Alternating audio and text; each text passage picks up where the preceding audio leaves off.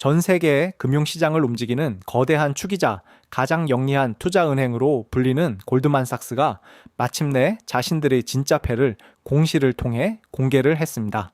이번에 발표된 미국의 14F 보고서는 전 세계 투자자들의 가슴을 철렁하게 만들기에 충분했는데요.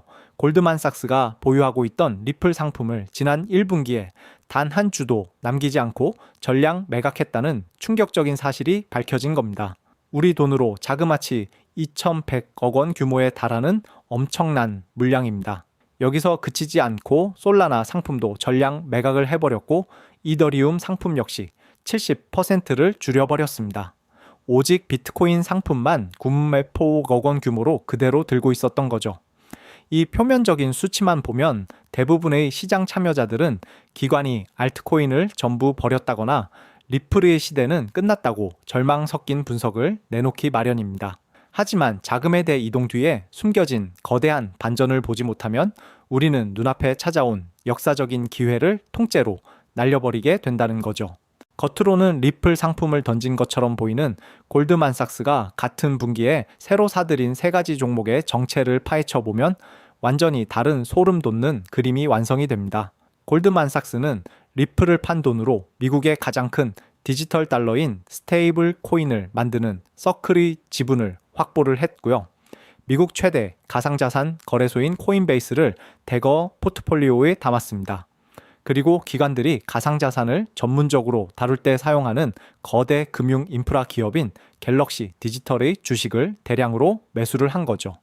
단순히 코인 가격이 등락의 도박처럼 베팅을 하던 자금들을 모두 회수해서 코인 시장 전체가 돌아가게 만드는 척추와 다리 역할을 하는 핵심 인프라 기업들로 자리를 옮긴 겁니다. 이 세 가지 기업의 공통점은 코인 가격이 오르든 내리든 상관없이 가상자산 시장의 판이 커지면 커질수록 무조건 막대한 돈을 쓸어 담는 구조를 가졌다는 점입니다. 골드만삭스의 이러한 선택을 투자자의 관점에서 번역을 해보면 매우 명확해집니다. 당장 코인 가격이 오늘 내일 어디로 튈지는 확신할 수 없지만 가상자산 시장이라는 거대한 인프라 자체는 앞으로 수십 배 이상 커질 수밖에 없다는 확신을 가졌다는 뜻인데요. 그래서 토큰 그 자체보다는 토큰이 반드시 지나가야만 하는 핵심 길목에 거대한 자금의 바리케이트를 치고 베팅을 시작했다는 의미입니다.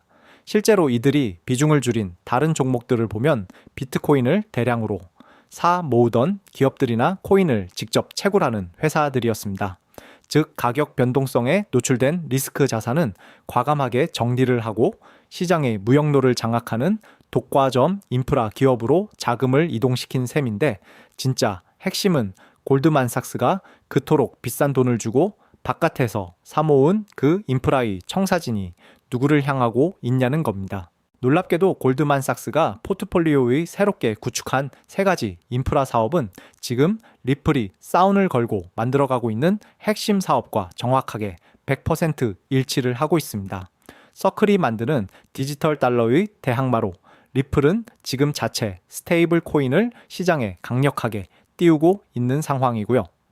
코인베이스가 독점하던 기관용 거래 인프라를 장악하기 위해 리플은 이미 작년에 히든로드라는 글로벌 인프라 기업을 정역 인수를 해버렸습니다. 여기에 갤럭시 디지털이 제공하는 기관 전용 금융 서비스 역시 리플이 미국 은행인가 신청을 전방위적으로 추진하면서 자체적으로 장착을 해나가고 있는 상황이라는 거죠.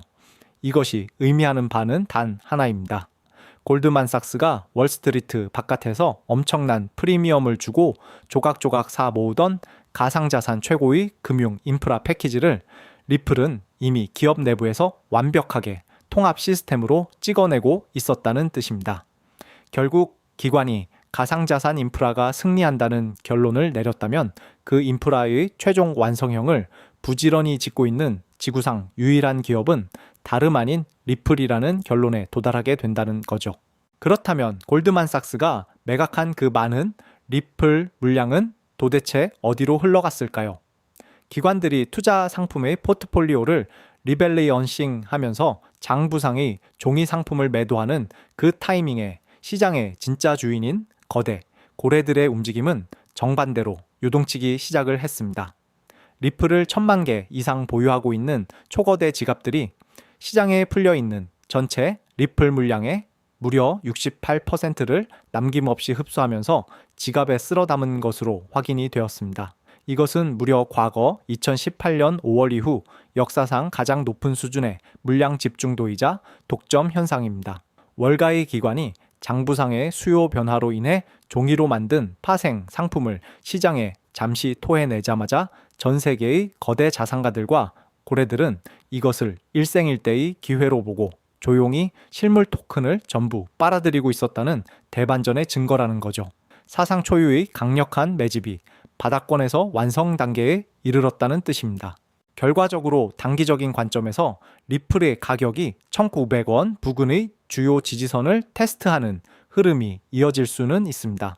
그러나 이것은 악재가 아니라 기관이 자금을 이동시키는 과정에서 발생한 아주 일시적인 시간 차이일 뿐이라는 점을 명확히 인지를 해야 합니다.